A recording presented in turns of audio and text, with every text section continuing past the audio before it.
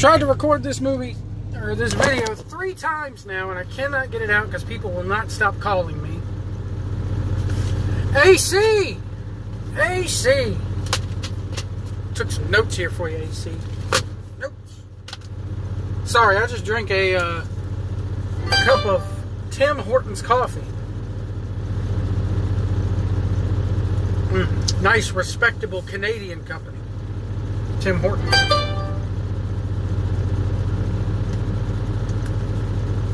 That's damn good coffee, I'm sorry. And of course, you know, my fat ass had to get some Timbits. Anyway. So I'm woke right now, man. Before I get to my notes here, man, my fucking notes. Yeah, well, I don't. Anyway. Captain Marvel. All the critics got to go watch Captain Marvel this past Tuesday. Let me shut this truck off here. Let me shut the truck off here.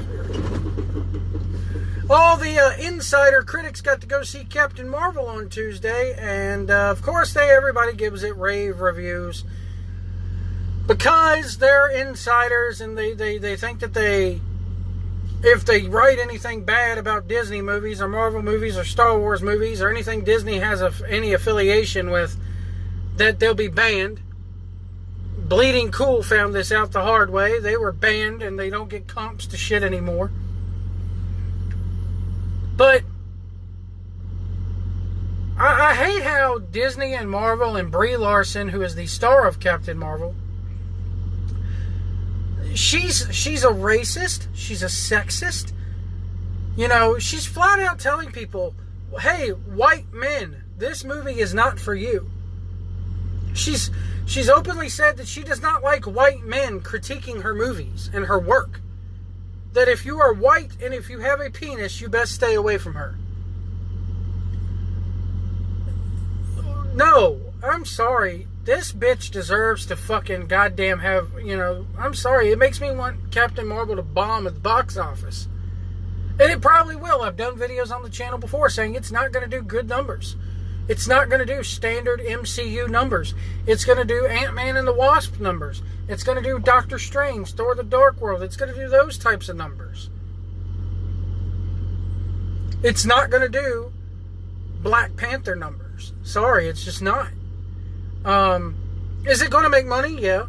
Is it probably going to recoup its budget? Yeah. Am I going to go see it? Yeah. But I don't know. It's just one of those things where she comes out and she's just so woke and she's so SJW, and it just really hurts.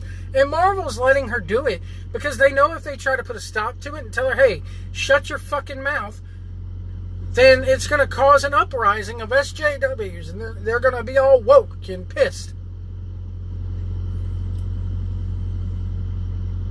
I mean, am I going to go see the movie? Yeah. Why? Because I want to put a review of it up on the YouTube channel for you guys.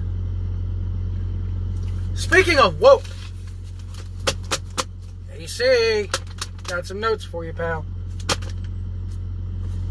Old ATM Tony is at it again. Why do you need 4 executive vice presidents in this company? And why are they all wrestlers? You know, we've seen what happens when Dusty Rhodes, who is a worker, gets in charge, or Ric Flair gets in charge of the company. It doesn't always work out too good. Most of the time it doesn't. Yeah, Dusty had a few good ideas, but he was ultimately hated because of the way he booked himself on top. Matt and Jet and Nick Jackson are not doing themselves any favors by saying, hey, we're going to main event the pay-per-view. We're going to main event Double or Nothing. And getting to this, AC did not like my ATM Tony remark. Because, okay, Eric Bischoff was the guy who hired bookers, but he ultimately got his money from Ted Turner. And everybody called him ATM Eric because he had access to Ted Turner's bank account. He had direct access to the budget. The reason why I'm calling Tony Khan ATM Tony is because he's very much in the Eric Bischoff role. Matt Jackson did the Young Bucks, Matt and Nick Jackson, did an interview with, I believe it was sportingnews.com. And a quote from that interview from Matt Jackson, and I'm not taking this out of context before you guys say anything, was, quote, Tony said, listen, hire who you want to hire.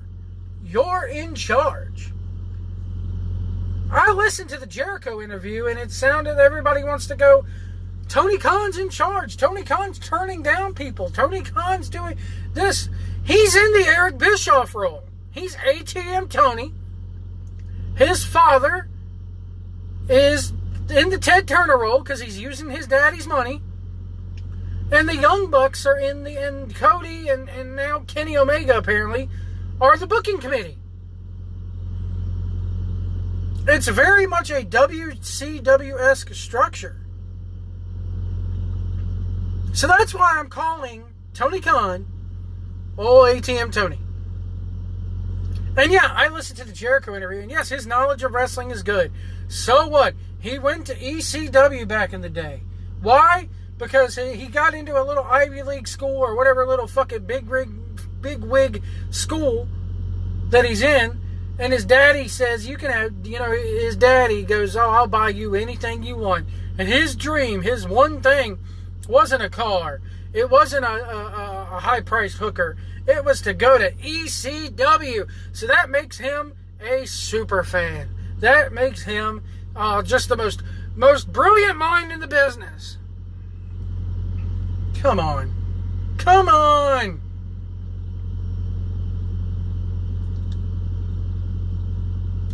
And it's one of these things where it's that blind love. Just like WWE fans, myself included, I'll admit to it. We have blind love for Becky Lynch right now. Is it going to last forever? No. In fact, after she got injured at, before Survivor Series, while she was gone, she actually died down a little bit in my eyes. But the blind love that people like AC and everybody else has for these fucking Young Bucks and Cody Rhodes and Kenny Omega. Again, I've said it before. They could come out there and start killing puppies in the middle of the ring and y'all be like, too sweet, too sweet, whoop, whoop. Hell, y'all would be chanting for super kicks. How about they come out there and super kick puppies in the ring?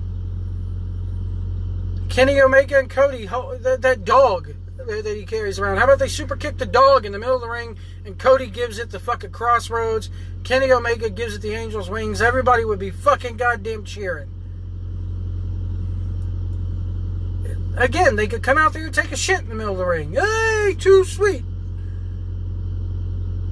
They take a shit in the middle of the ring. I guarantee the Young Bucks, they'd be like chanting, you ate corn, you ate corn. And they'd love it. They'd love it. They'd be having Young Bucks fucking merchandise in their precious Hot Topic stores with poo emojis all over it that say too sweet. And you'd buy it up. You'd go out there and spend your money and you'd buy it up. It's blind love.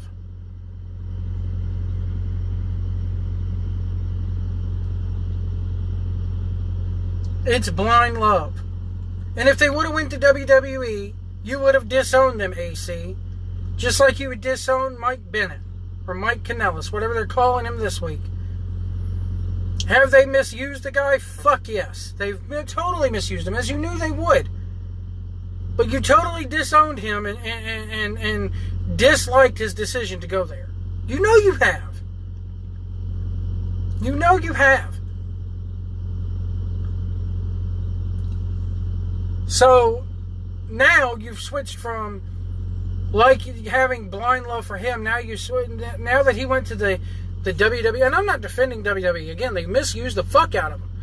What I hate is that when somebody chooses to go there, they're automatically a piece of shit.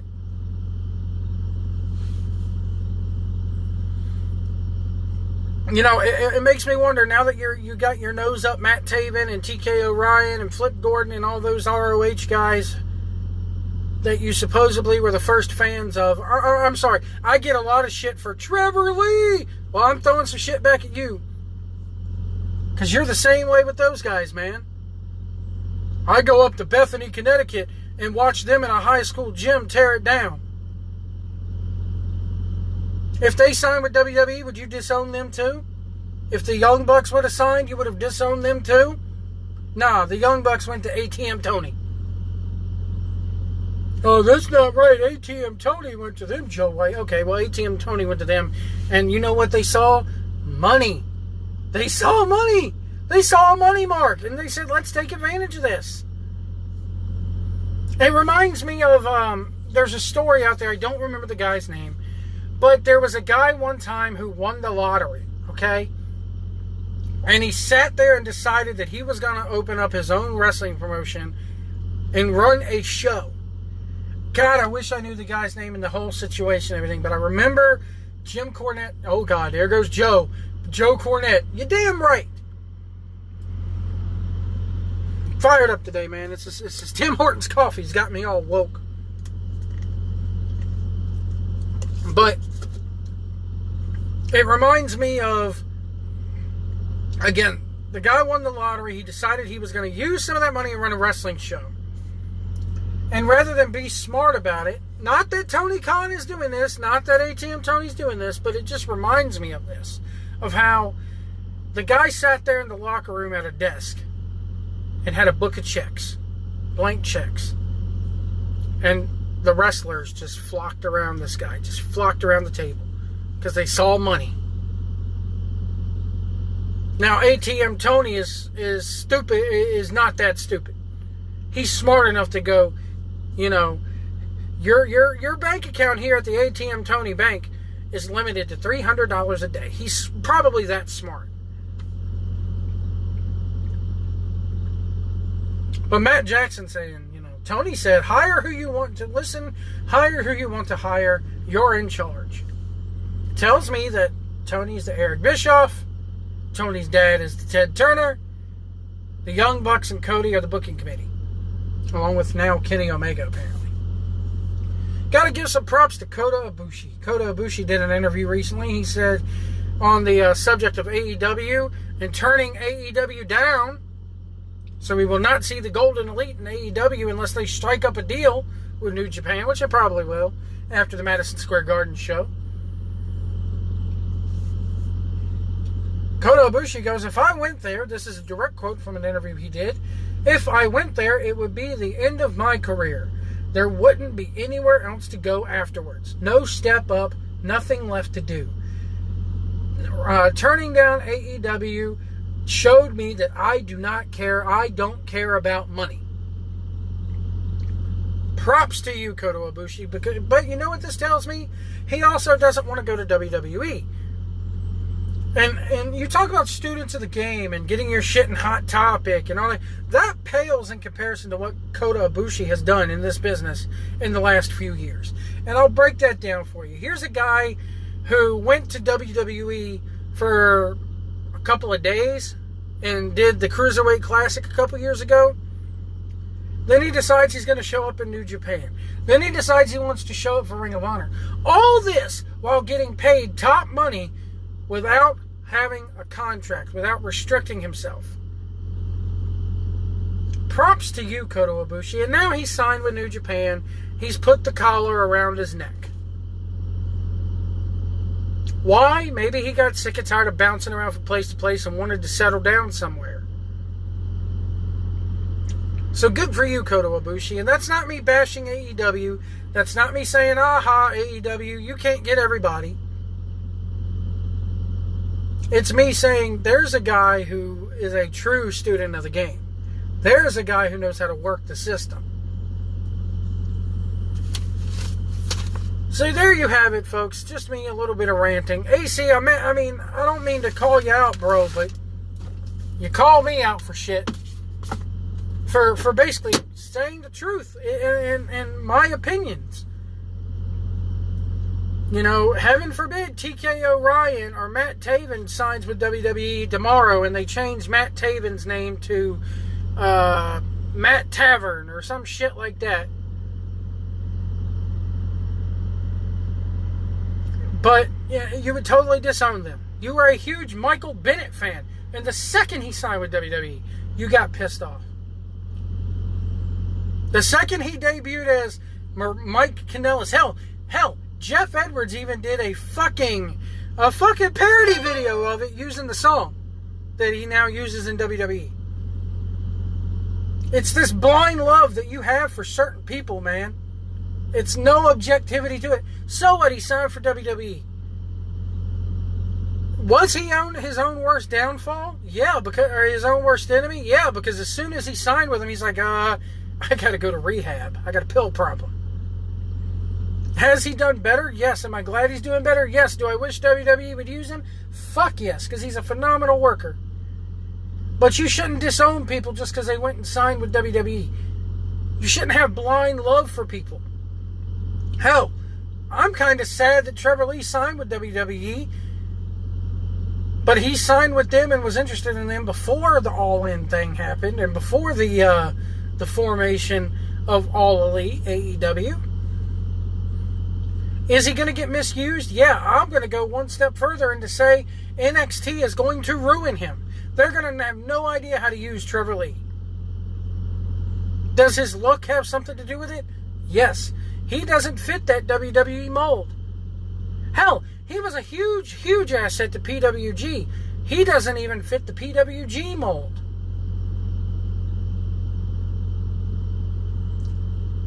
So it's people like AC and everybody else who waves that All Elite banner. It's blind love. And you need to realize that this is not going to be... Is it going to be competition? Yes. Do I think WWE is scared at it? Yes. Am I excited to see competition again? Yes. But I am also one of those people who says we've seen this bullshit before. It was WCW. You had fucking Ted Turner, you had ATM Eric, and then you had a booking committee. It's the same thing. Do I hope it gets managed better? Yes, but I'm not walking in with blind love thinking this is the best thing since sliced bread, because it's not. It's not. And as far as you saying, well, how can you want classy? The Attitude Era wasn't classy. Bro, look at it this way. The Attitude Era was fucking 20 years ago. I don't want the Attitude Era back. Did I like it? Yeah, but I was also 15, 16 years old. I've evolved. The wrestling fan themselves have evolved. The business has evolved past that. And if you don't think I'm lying, or if you don't think I'm telling the truth, when's the last time Jerry Springer was relevant? Because that's what the Attitude Era was. It was Jerry Springer in the wrestling world. No, we're all SJW now. We're all woke now because we got the World Woke Federation. But we've kind of gone from bad to worse because we went from people showing their tits in the crowd and people yelling "suck it" to us actually grabbing our fucking genitalia and using it as a weapon. And to women, we're all SJW, but we fully support people who want to reach into their fucking trunks, pull out a tampon, quote-unquote tampon, and fucking, use it as a weapon. Or we're all for women who want to go out there and instead of acting classy, they want to fucking puke on people. And don't sit there and go, well, Joe, you're a fan of Lacey Evans, and that's not classy. That's a fucking gimmick. I happen to be a fan of the gimmick. Am I happy about the way they're using said gimmick? No. So don't try to sit there and say, oh, you're just a fucking WWE fanboy. You know what? They're far from fucking perfect. The business itself is far from fucking perfect. Us fans are the worst goddamn generation of fans. Hell, well, I'll throw myself in there for liking some of the stupid shit. But the fans today are the worst group of fucking millennial fuckwads that I've ever fucking seen. From your goddamn fucking British soccer chants and holding your shoes up to the fucking dick flips, liking that shit and popping for it. And the piss drinking and all this shit. I blame the fans more than I blame the wrestlers. It's our fault. It's ourselves having this blind fucking love. And it needs to stop. Remember, folks, if you see a big rig, share the road. Do not tailgate us. If you can't see our mirrors, we can't see you.